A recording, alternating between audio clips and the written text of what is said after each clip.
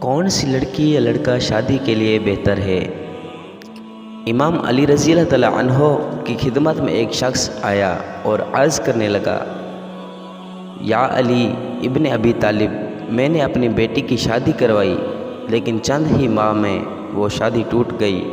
آج کل لوگوں کا پتہ نہیں چلتا، بظاہر تو بڑے اچھے لگتے ہیں لیکن رشتے رکھنے کے بعد اصل چہرہ ظاہر ہو جاتا ہے۔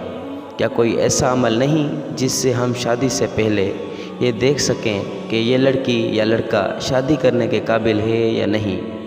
اس پر حضرت امام علی رضی اللہ تعالیٰ عنہ نے فرمایا، اگر تم اپنی بیٹی کے لیے رشتہ دیکھ رہے ہو تو تم لڑکے میں یہ دیکھو جو لوگ اس سے مرتبہ میں کم حیثیت میں ہیں، کم ہیں، اگر ان کی وہ عزت کرتا اور ان کا خیال رکھتا ہے تو سمجھ جاؤ یہ زندگی میں ایک اچھا شوہر بھی بنے گا اور اپنی بیوی کا بھی خیال رکھے گا۔ لیکن اگر جو رتبے میں اس سے بڑے ہیں ان کی تو عزت کرتا رہا ہے لیکن جو مرتبے میں کم ہیں ان کا احساس نہیں کرتا، تو سمجھ جانا کہ یہ انسان تمہاری بیٹی کے لیے صحیح نہیں۔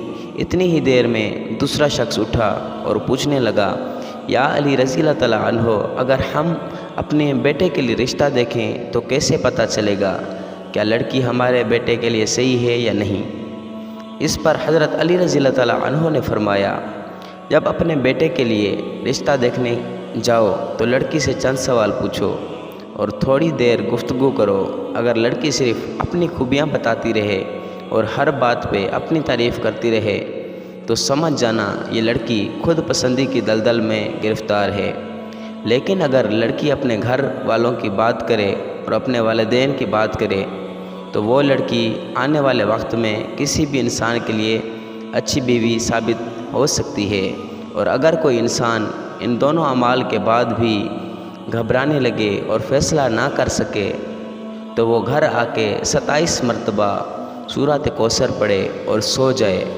اگر خواب میں خوشحالی یا وہ لڑکا اچھے لباس میں نظر آئے یا وہ لڑکی اچھے لباس میں نظر آئے تو وہ انسان سمجھ جائے کہ یہ رشتہ مبارک ثابت ہوگا۔